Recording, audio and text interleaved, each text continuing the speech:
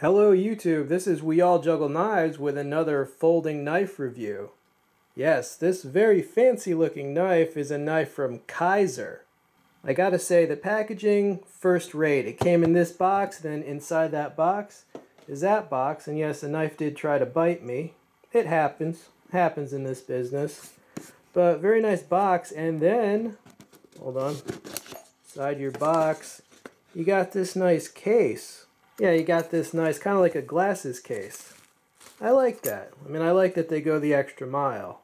Alright, let's test out that flipper, or demonstrate the flipper. Nice. And I am left-handed actually, so that was with my offhand.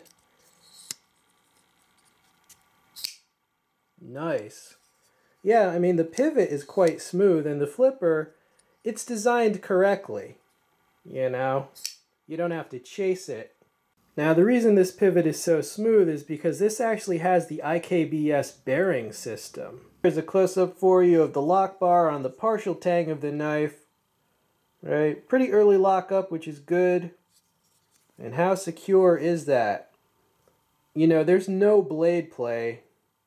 You know, when I push on it, the whole knife just moves as opposed to the blade. It's a I mean, the one I got, it's a rock solid lockup.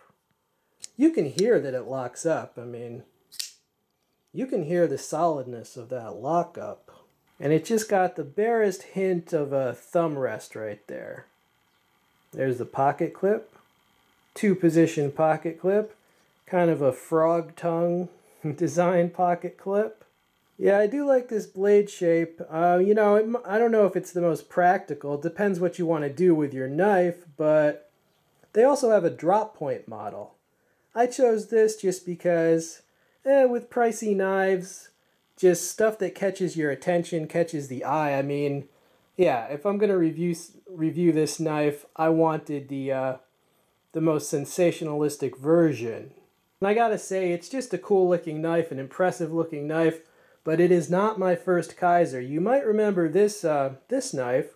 This is my first Kizer knife. All right, and it's a pretty impressive knife. I forget the exact item number, but I can include it in the text box. All right, that's also a Framelock, and it's a pretty nice knife. I mean, there's a reason why for my first Kizer I chose that design. It's just it's a very beefy design, very functional. It's a good slicer. So there you see my Kizer collection. It's a small collection so far, but it's growing. So the Tanso knife, the handle material is titanium, okay? And on the larger knife, the Framelock is also titanium. And the steel on both of these is S35VN. And this brand has really come about because of even more expensive knives being sold in the US. These are actually pretty much marketed as lower priced alternatives to even more expensive stuff. Basically, there's a lot of expensive knives that are anywhere from $100 to $300 more expensive than these Kizers. I mean, it's kind of an indicator of how crazy the US knife market has become, that, you know, a $160 knife is considered like the budget alternative. So how is the quality on this really? Well, you know, I'm gonna let the knife speak for itself. I mean, the camera don't lie, man. You can see the fit and finish, you know? I mean, everything looks pretty good from where I'm standing. Is the pivot smooth? The pivot is smooth. Does it lock? Does it lock up securely? It does. Does it come sharp? Well, let's see. I've already tested it, but it does. Hold on. Let me get a better angle that you can see. Yeah, it does come sharp.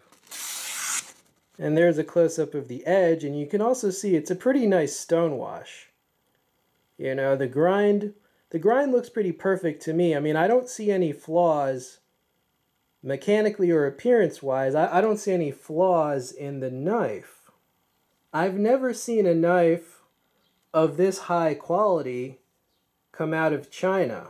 I mean, aside from the other Kizer that I own, this is one of the best knives that is produced in China. It's pretty much the top of what they can make. I mean, this has got to be like in the top 1% of all the knives made in that whole country.